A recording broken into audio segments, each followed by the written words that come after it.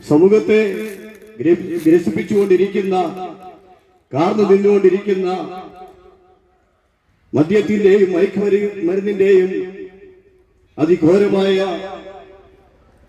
പ്രസരണവും അതിക്രമങ്ങളും അകൃത്യങ്ങളും വർദ്ധിച്ചു വരുന്ന കുടുംബ തകർച്ച നിലയ്ക്കാത്ത നാഴിയെ മനുഷ്യജീവിതത്തിൽ കാർന്നു എന്നുന്ന ആത്മഹത്യാ പ്രവണതകളും ഇതിൽ നിന്നൊരു വിടുതൽ മാനവ സമൂഹത്തിന് വളരെ അത്യന്താപേക്ഷിതമാണ് എന്നുള്ള യാഥാർത്ഥ്യ സത്യം നാം ഒരിക്കലും മറന്നു പോകരുത്. ഒരു കാലത്ത് ലജ്ജയോടും രഹസ്യമായി മനുഷ്യൻ ചെയ്തുകൊണ്ടിരുന്ന പാപപ്രവൃത്തികൾ ഇപ്പോൾ ഒരു ലജ്ജയും കൂടാതെ പരസ്യമായി ചെയ്യുവാൻ മനുഷ്യൻ ഒരുങ്ങിയിരിക്കുകയാണ്. ഇന്നേക്ക് ഏകദേശം 25, 30, 40 വർഷത്തിന് മുമ്പേ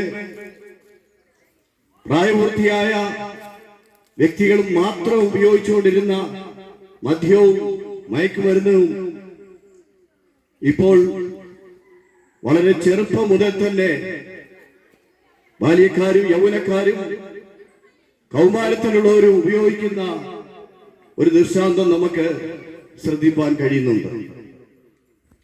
അതിൻ്റെതായ പ്രവൃത്തികളുടെ ഫലമായി സാമൂഹിക തിന്മകൾ വർദ്ധിച്ചു വരുന്നു, കുടുംബങ്ങൾ തകരുന്നു, തലമുറകൾ വഴിയാധാരമാകുന്നു, സമാധാനം മനുഷ്യന് നഷ്ടപ്പെടുകയാണ്.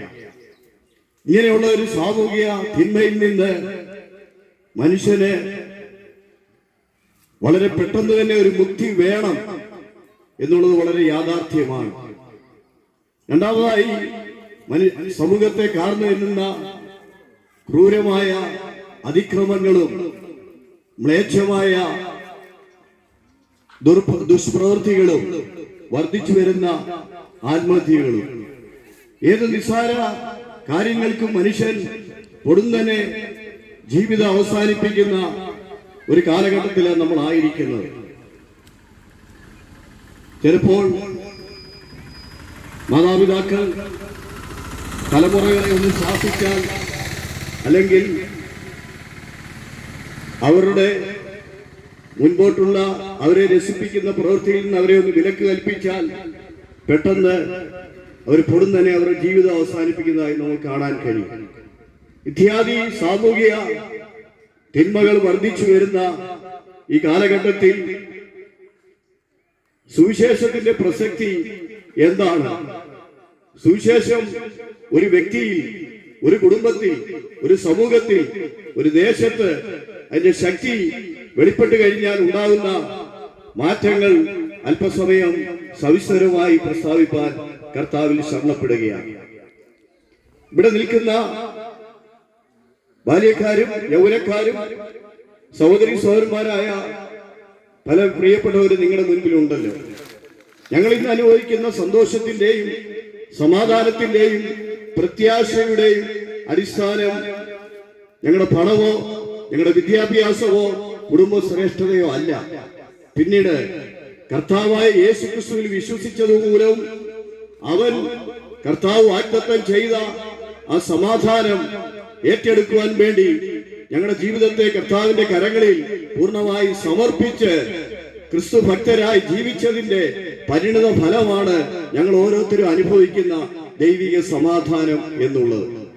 സുവിശേഷം ഈ സാമൂഹിക തിന്മകളിൽ നിന്ന് ഒരു മനുഷ്യനെ രക്ഷിപ്പാൻ കഴിയും. മദ്യപാനത്തിൽ നിന്നും, മയക്കുമരുന്നിൽ നിന്നും, കുടുംബ തകർച്ചയിൽ നിന്നും, ആത്മഹത്യ പ്രവണതയിൽ നിന്നും, ക്രൂരമായ പൈശാചിക പ്രവൃത്തികളിൽ നിന്നും ഒരു മനുഷ്യനെ വിടുവിച്ച് സ്വസ്ഥമായ, സമാധാനമായ, പ്രത്യാശയുള്ള ഒരു അനുഗ്രഹിക്കപ്പെട്ട ശുഭകരമായ ആശ്വാസ കാലങ്ങൾ നൽകുവാൻ സുവിശേഷത്തിന് കഴിയും.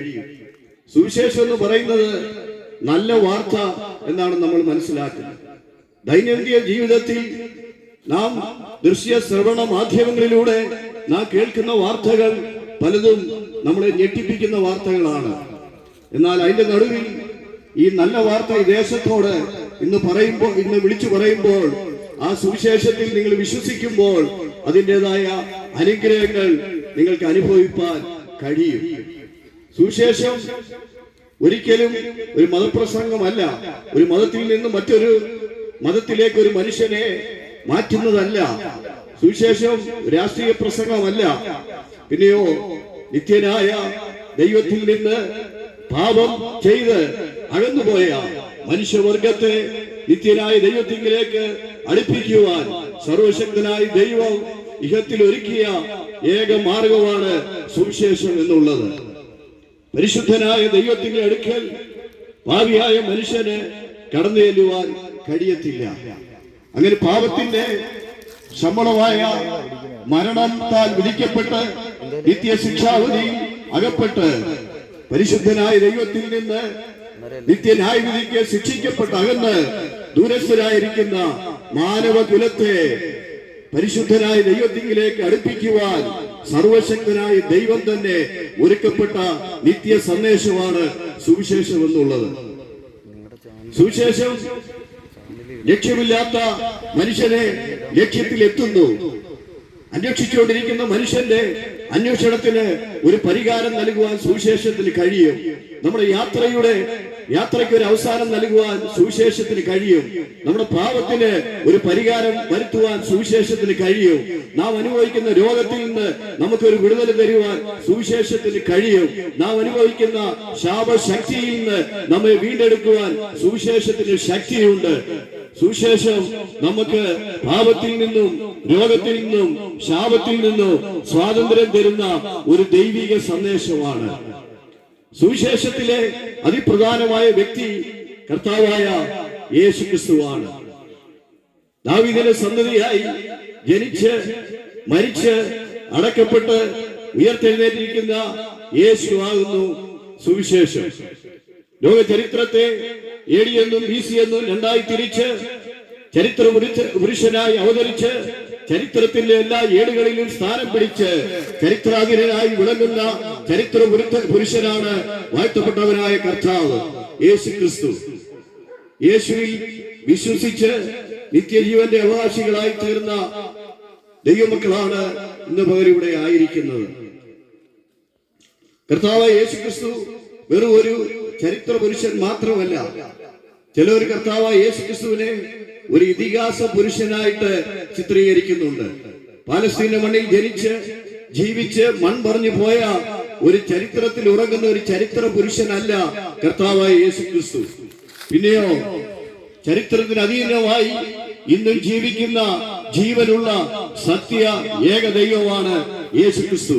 അതുകൊണ്ടാണ് യേശുവിൽ വിശ്വസിക്കുന്നവരെ ഇന്നും വിടുവിപ്പാൻ യേശു ശക്തനാണ്. അല്ലെ, ദൈവത്തിന്റെ വചനത്തിൽ ഇങ്ങനെ പറയുന്നു, ഒരു മനുഷ്യൻ സർവ്വലോകവും നേടിയാലും തന്റെ ആത്മാവിനെ നഷ്ടപ്പെടുത്തിയാൽ അവൻ എന്തു പ്രയോജനം? നിങ്ങളുടെ പാപം കടും ചുവപ്പായിരുന്നാലും അത് ഹിമം പോലെ വെളുപ്പിക്കുവാൻ കർത്താവായ യേശുക്രിസ്തുവിന്റെ പരിശുദ്ധ രക്തത്തിന് കഴിയും. മനുഷ്യന്റെ പാപത്തിന്റെ ശിക്ഷയായ നിത്യ നരകം ശിക്ഷാവിധി യേശു ഏറ്റെടുത്ത് കാൽവറി ക്രൂശിൽ നമുക്ക് വേണ്ടി മരിക്കുവാനിടയായിത്തീർന്നു. കർത്താവ് കാൽവറിയിൽ നമുക്ക് വേണ്ടി മരിച്ചു, അടക്കപ്പെട്ടു, മൂന്നാം നാൾ ഉയർത്തെഴുന്നേറ്റ് ഈ ലോകത്തിൽ പ്രത്യക്ഷനായി സ്വർഗത്തിലേക്ക് ഉയർത്തപ്പെടുവാൻ ഇടയായി തീർത്തു. ഇന്ന് യേശു നമുക്ക് വേണ്ടി ജീവിക്കുകയാണ്. നമ്മൾ ചെയ്യേണ്ട ഒറ്റ കാര്യങ്ങളുള്ളൂ. കർത്താവേ, ഞാൻ പാപിയാണ്, എന്റെ പാപത്തിനു വേണ്ടി അങ്ങ് മരിച്ചു എന്ന് ഞാൻ പൂർണ്ണമായി വിശ്വസിക്കുന്നു.